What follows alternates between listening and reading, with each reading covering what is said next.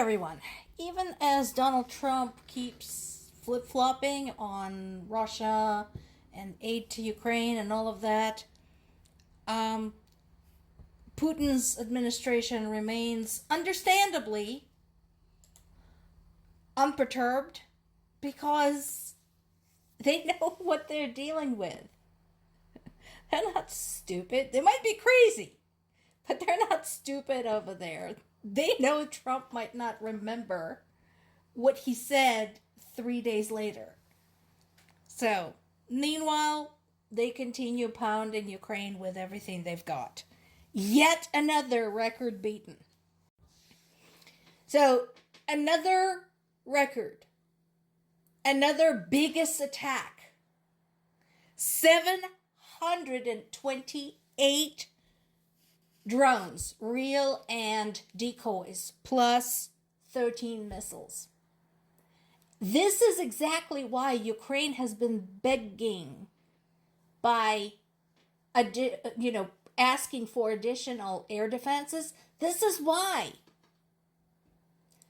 They can achieve some success with frequency jamming. We know this, and we all appreciate it, and that is awesome. But there's just too many.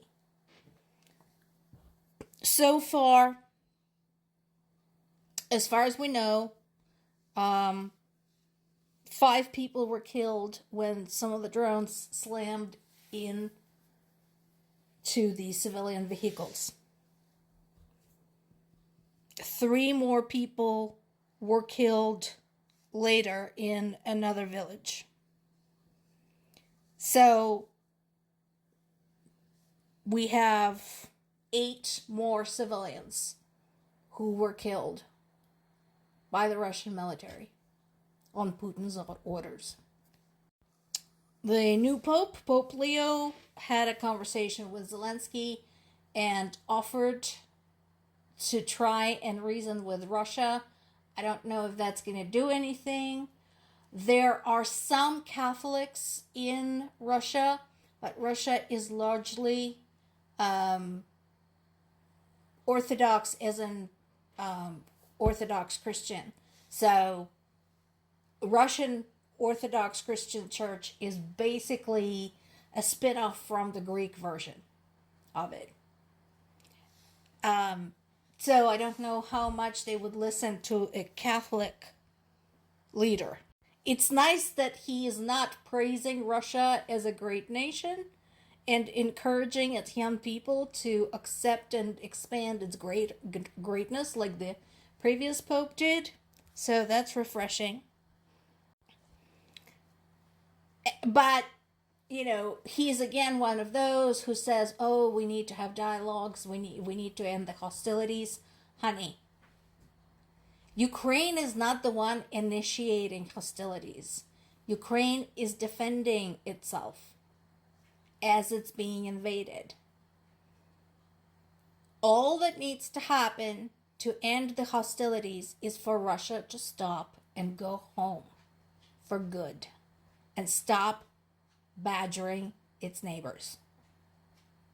That's all that is required. And then there's this. This story has really struck home because I've talked about this repeatedly over the years. Even before the start of the full-scale invasion of Ukraine 3.5 years ago. The downing of flight MH17 of Malaysian Airlines took place 14 years ago. 14 years! We all know how it happened. We all know who did it. And only now does the European Court find Russia, first of all, in violation of human rights violations and atrocities in Ukraine, as well as the downing of that flight. Imagine what it's like for the loved ones, for the families, for the friends of the people, the innocent civilians, including children, who died aboard that flight. 14 years! How is everybody fucking okay with this? 14 years. And the true culprits still haven't been brought to justice because Putin is sitting on his ass in the Kremlin, giggling because he is getting away with all of this. So, another problem with this, of course, is that, yeah, they've read this publicly, so this is great. So this is circling the news, also great. But Russia does not recognize the International Criminal Court. What are you going to do? Yes, I understand this is an important step. It's also incredibly frustrating that it took so long. But what now?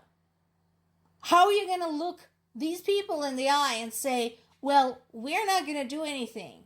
We're not going to arrest these people. We can't do anything because it's Russia and we're afraid to upset them.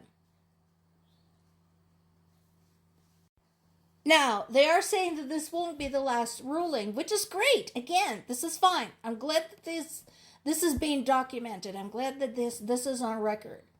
So they're talking about some additional cases that they're looking at. Also against Russia. Also dealing from some time ago. They're talking about the compensation claims. Again, will this ever be paid out? How are you going to enforce it? And this is my concern. So we have organizations like NATO, like the UN, like the International Criminal Court.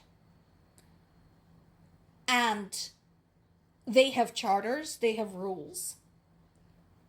But there appears to be no process as to what we are going to do if somebody breaks those rules. Russia broke everything.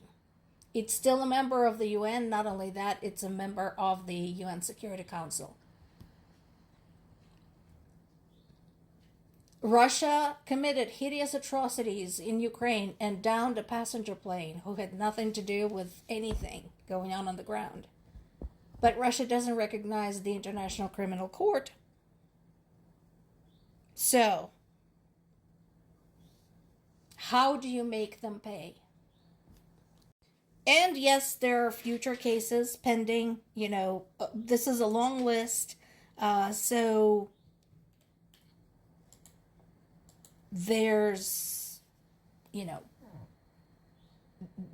been a lot of work that was done on the ground by Ukrainian legislature,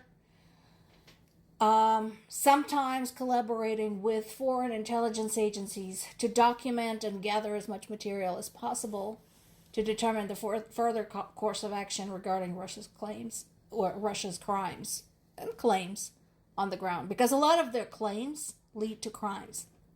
Because it is their claim that Ukraine is overrun by Nazis. It is their claim that NATO is trying to invade Russia through Ukraine, both of which are untrue. I can't believe people still believe that bullshit. So, we'll see more, but again, the question remains looming large in the mind of a lot of Ukrainians. How are you going to make them pay?